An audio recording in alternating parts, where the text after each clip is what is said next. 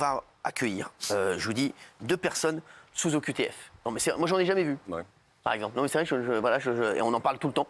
Et on a envie d'avoir donc leur témoignage. Alors, sachez, OQTF, ce qui veut dire obligation de quitter le territoire français. Alors, ils ont une obligation de quitter le territoire français. Ces 2 jeunes adultes sous OQTF qui souhaitent nous parler de leur attachement à la France. Et ils vont être sur notre plateau. Donc, on espère que ça... Voilà, parce que je ne veux pas non plus qu'ils prennent des risques et que ça se passe mal pour après. Voilà, ils veulent témoigner et ils veulent nous dire qu'ils se sentent très bien intégrés et qu'ils ne se sentent pas de quitter le territoire.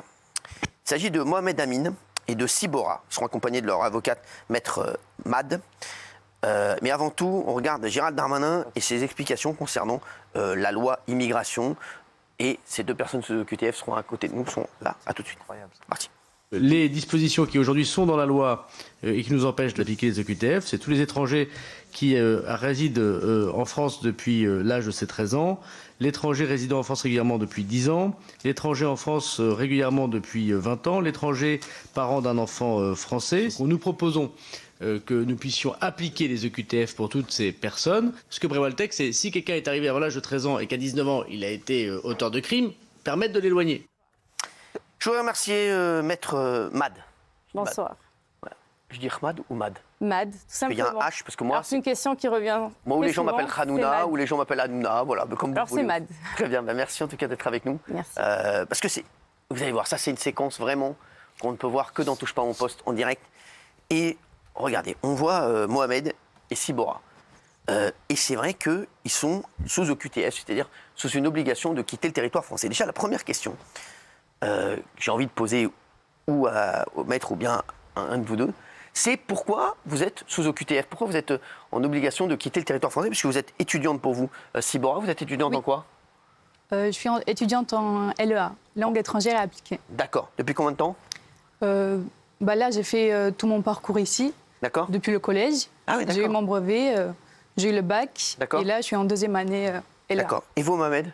Moi, je suis venu à l'âge de 14 ans. D'accord. J'ai eu mon brevet ici. J'étais au collège à Landoski. J'habitais à Bologne avant. Ah oui, à côté. Oui. Et après, j'ai fait un CAP agent de sécurité. Oui. Et je l'ai eu. Et entre deux, j'ai fait une erreur qu'il ne fallait pas le faire. Et... C'est ça qui a fait que vous étiez sous OQTF? Oui, c'est... Qu'est-ce que vous avez fait comme erreur? Comme ça, on dit tout.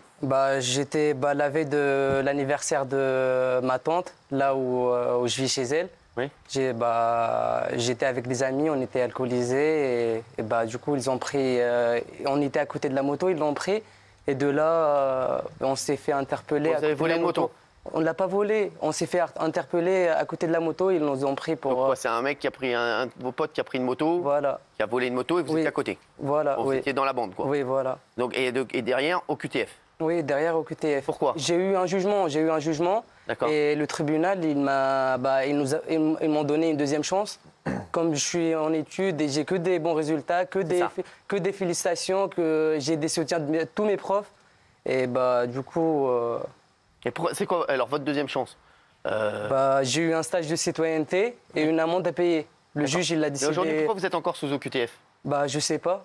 J'ai eu une peine et là, j'ai double peine. Double peine juste... Et vous, Sibora, pourquoi vous êtes sous OQTF? Moi, c'est quand j'ai eu mes 18 ans. Oui. J'ai fait la demande comme majeure. J'ai eu un récépissé pendant presque 1 an. Et là, ils m'ont répondu avec un OQTF.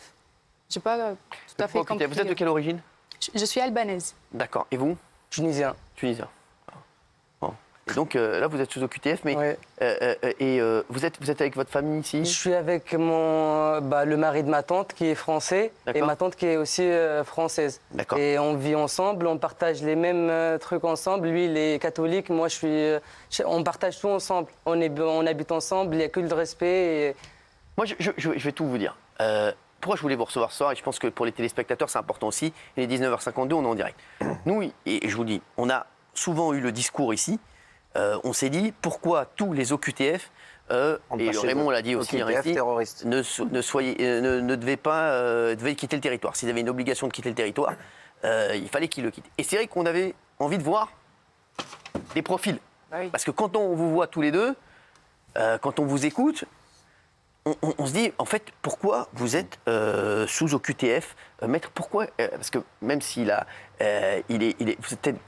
aujourd'hui, tu es de nationalité tunisienne? Oui. C'est ça? Et vous, nationalité albanaise? Oui, c'est ça. Donc, mais vous avez commis un délit ou pas? De quoi? Vous avez commis un délit? Vous avez commis un délit ou pas du Une tout? infraction. Une infraction? Jamais. Jamais? Non, jamais.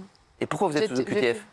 Pourquoi les sous OQTF? Alors, expliquez-nous, maître. Merci. Alors, c'est vrai, tout d'abord, merci de les recevoir parce que c'est important. On parle beaucoup d'OQTF en ce moment dans les médias. On parle beaucoup d'immigration qu'on met très souvent en lien avec tout simplement la délinquance. Donc, c'est important, on y reviendra peut-être plus tard. Et c'est important de voir des visages et de voir des parcours pour comprendre que parfois, les obligations de quitter les territoires français, ce n'est pas forcément pour des personnes qui sont dans la délinquance ou dans le terrorisme. Nous, je peux vous dire ce qu'on voit. Alors, je le dis, moi, ce que j'avais en tête, et ce qu'ils avaient en tête, pratiquement tous ici, je pense Raymond, c'est pour nous, vous voyez, des terroristes. Parce que les derniers faits divers, c'était souvent des OQTF. C'était 5000 OQTF dangereux et qu'on disait qu'il fallait mettre 10 policiers derrière un OQTF, fichier F. Et nous, on avait dit non, ces gens-là, on ne va pas mettre 10 policiers derrière un gars. Autant qu'ils repartent d'où ils viennent, autant quand on sait la destination d'où ils viennent. Quand je vois les deux personnes que j'ai là, qui ont fait des études en France, qui ont passé des diplômes en France, qui ont eu des brevets en France, ces gens-là, c'est du cas par cas. Ces gens-là, ils n'ont pas à retourner dans un pays qui est en guerre ou qu'ils ont fui ou peu importe. Ou qui préfèrent être là plutôt qu'en Tunisie. C'est pas un pays en guerre. Non, mais qui préfèrent être là plutôt qu'en Tunisie parce qu'ils pensent qu'il a une meilleure vie ici. Moi, mon père, quand il est parti du Maroc pour venir ici, c'est pour avoir une meilleure vie ici. C'est pas pour J'aimerais qu'on revienne sur les OQTF. Merci, s'il vous plaît. On va y revenir parce que justement, ce qu'il faut savoir, c'est que quand on a un refus de séjour, donc quand on ne rentre pas dans un cas de plein droit, donc de délivrance de titre de séjour de plein droit, la préfecture peut assortir le refus de séjour d'une obligation de quitter le territoire français. Elle peut, mais dans, on va dire, la majorité des cas, tous les refus de séjour sont assortis d'obligations de quitter le territoire français. Il y a très peu de dossiers où finalement on donne ce qu'on appelle les refus simples. Et là, dans ces deux dossiers, c'est des dossiers, on va dire, plutôt habituels, mais en même temps atypiques, parce que ce sont des jeunes qui arrivent après l'âge de 13 ans. Donc le plein droit, c'est avant 13 ans. Alors, tunisien, c'est même avant 10 ans, parce que c'est l'accord franco-tunisien qui s'applique. Donc ils ne sont pas dans le plein droit. Ils sont arrivés à 14 ans tous les deux. Donc pour Sibora, elle arrivait, on va dire, quelques mois trop tard. Si elle est arrivée à l'âge de 13 ans, elle avait de plein droit un titre de séjour. Ce n'est pas le cas. Donc elle ne rentre pas dans le plein droit. D'ailleurs, on lui délivre un récépissé. Donc elle arrive à la préfecture, elle dépose son dossier, récépissé.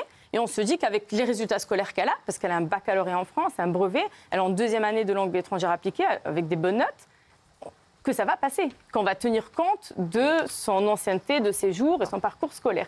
Et non, là, le préfet n'en tient pas compte en indiquant que les deux parents sont en situation irrégulière et que donc elle peut retourner dans son pays d'origine sans qu'il y ait d'atteinte à sa vie privée et familiale. Et là où effectivement c'est un petit peu compliqué, c'est que, on va revenir aussi sur le cas de M. Amine, c'est que ces personnes-là, au départ, quand elles sont arrivées en France, ce n'était pas leur choix, ce sont des mineurs. Donc c'est le choix des parents. Ça aussi, il faut peut-être en tenir compte. Et elles ont quelque part déjà une première fois un choix des parents où on décide de les changer totalement de vie.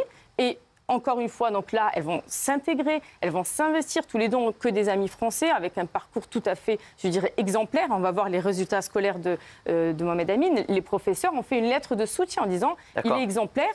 Et pour autant, on se retrouve avec des situations où légalement ils peuvent le faire. La question que je pose à tous nos téléspectateurs à 19h56, c'est vous avez une obligation de quitter le territoire français et vous êtes sur notre plateau ce soir. Comment ça se fait? Moi, personnellement, je fais attention. Et là, même quand j'irai à mon lycée, et là, je passe mon bac, j'ai peur, je stresse même pour aller à mon lycée. C'est-à-dire que là, si vous faites contrôler, voilà. Quoi, vous devez retourner en Tunisie. Il peut être placé au centre de rétention pour être éloigné, bien sûr. Moi, j'ai ma tante ici, c'est comme ma mère, elle n'a jamais eu d'enfant. Et je peux pas. C'est pour ça que je suis venu en France. Je sais, mais Mohamed, vous n'avez pas peur là de vous montrer ce soir en direct? Non, j'ai peur, oui, mais j'assume. Voilà, j'ai pas le choix. Si vous avez un contrôle, qu'est-ce qui se passe? Un centre et après ils me ramènent en Tunisie. D'accord. Et pourquoi vous avez quitté la Tunisie quand vous aviez 14 ans? Ma tante, elle n'a pas eu d'enfant. D'accord. Et vos parents sont en Tunisie. Voilà. Mon père, il est décédé, j'avais 5 ans quand il était. Voilà. Et du coup, ma mère, elle ne pouvait pas. Et du coup, je suis allé avec ma tante pour qu'elle m'aide et pour habiter avec elle, quoi. Bien sûr. Et je suis venu légalement ici. Je suis venu avec un visa. Je ne suis pas venu par l'Italie. Je suis venu légalement. Mais voilà. Alors, à préciser, excusez-moi, il a eu des documents de circulation pour étrangers mineurs. C'est-à-dire que toute la minorité, il était en situation. J'étais en règle. Sibora, vous, pourquoi vous si vous êtes contrôlé, vous aussi, vous retournez en Albanie? C'est la même chose, oui. Mais en plus, alors, je dis tout ce qui se passe sur les réseaux. Mohamed, ils disent, bon, c'est vrai que Mohamed, il a des notes incroyables, etc. Il a l'air, voilà, franchement... mais ils disent, il a commis une petite infraction. Pour vous, ils ne comprennent pas, en fait, pourquoi... donc, c'est quoi la raison? Elle n'entre pas dans un cas de délivrance de plein droit, donc on peut lui assortir le refus de séjour. Donc c'est pour ça que je vous dis. Mais vous voyez comment c'est. Moi, je vais prendre 2 minutes. Je vais quand même prendre la défense du ministre de l'Intérieur. Vous vous rendez compte? Il faudrait en fait, c'est vraiment au cas par cas. Vous vous rendez compte ce qu'il faudrait faire? Il faudrait qu'il y ait des personnes qui soient donc nommées par le ministre de l'Intérieur.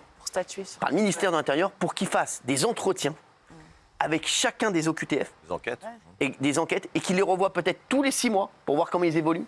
Ou tous les 3 mois. Vous vous rendez compte? C'est énormément de moyens. En fait, c'est ça l'histoire. Parce que nous, là, ce qu'on a fait, voilà. Je suis sûr que n'importe quelle personne censée qui fait un entretien avec Mohamed ou avec Sibora, ils se disent, bon, quand on parle avec eux, ils n'ont pas l'air d'être un danger pour la France. Ils ont l'air parfaitement intégrés, ils veulent travailler, ils ont des notes excellentes, voilà. Donc, l'histoire, c'est vraiment... Alors, le problème, c'est que dans une loi, on essaie de généraliser. Donc, forcément, c'est pas au cas par cas.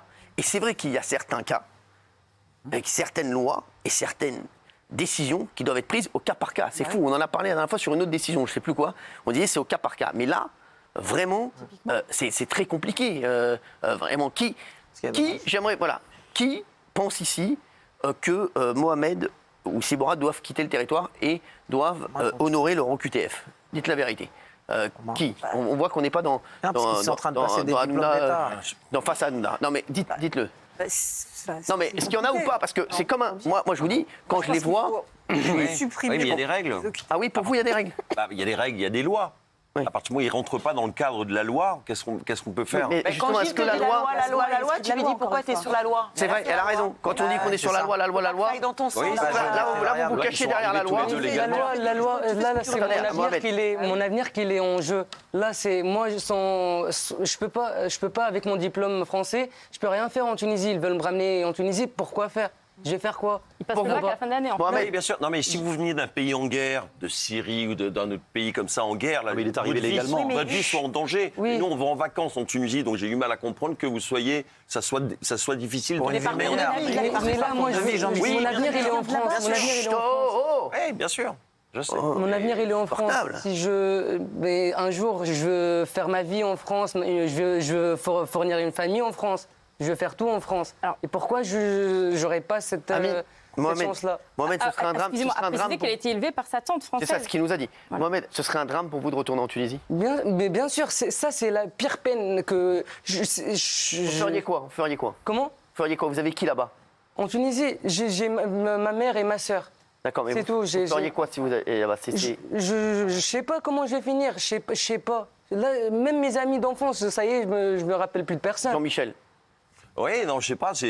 Évidemment, c'est des cas par cas. Mais moi, je sais pas, à partir du moment où vous n'êtes pas français, vous n'êtes pas français, vous n'avez pas de titre de séjour, à un moment, il faut. J'ai été jeune, c'est la France qui m'a élevé.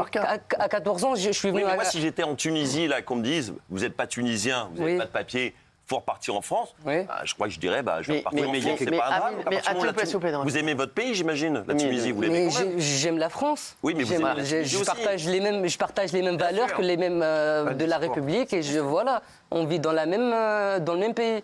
Non, mais je peux pas. Que tunisien, on a des vermines. Vous sentez plus français ou tunisien? Je suis plus français que tunisien. Et ça se voit. Là, même quand je parle pas français, ça manque. Non mais moi c'est beau un mec qui dit ça. Je suis désolé les gars. Sur la France. Je suis désolé. Il y en a qui crachent sur la France. Il y a des mecs. C'est vrai. Français, ils ont des papiers. Bien sûr. Moi mon avenir je le vois pas ailleurs. Je le vois pas ailleurs à part ici. Là j'ai 19 ans. Je vois mon avenir partir en. Voilà. J'aimerais bien. Oui. Daniel, je crois qu'il est dans le même avis que Jean-Michel. Un petit peu. Alors, le truc, c'est ça, c'est que voilà, quand on connaît les gens, évidemment qu'on a envie de vous aider, on a envie que vous restiez. Mais il y a quelque chose aussi, quand même, qui est un peu inaudible, c'est que vous avez une maman et une sœur dans votre pays. qui n'est pas en guerre. Alors, bien sûr, maintenant, je comprends que vous soyez habitués et que vous soyez bien ici. Mais comprenez que c'est un petit peu inaudible avec tous les problèmes que pose l'immigration. C'est inaudible, mais maintenant que vous êtes en face de moi, évidemment que j'ai envie de alors, il y a des gens qui disent sur Twitter, il y a des gens qui disent sur Twitter, si on laisse passer pour Mohamed, c'est la porte ouverte. Et après, derrière, voilà. Non, mais c'est ce qu'ils disent. Voilà, donc, à un moment, c'est ça le truc, c'est qu'on manque de moyens, même à ce niveau-là. Je suis désolé, on manque de moyens parce qu'il faudrait, je vous dis, faire des entretiens avec chacun d'entre eux. Si vous retournez en Albanie, ce sera un drame pour vous? Oui, bien sûr. Vous avez qui en Albanie? Ma famille, ils sont tous là. Ils sont tous là? Tous en France, toute la famille. D'accord. Et aujourd'hui, est-ce que vous vivez la peur au ventre de vous dire, ouais, je vais retourner dans mon pays? Oui, bien sûr, parce que là, comme j'ai tous mes amis, ils sont ici. Même quand je parle avec des gens et tout, ils me disent... Quand je leur dis que je ne suis pas française, ils me disent « Ah bah ça se voit même pas que tu n'es pas française et tout, tu n'as pas l'accent et tout. » Là, j'ai tout mon avenir. Là, je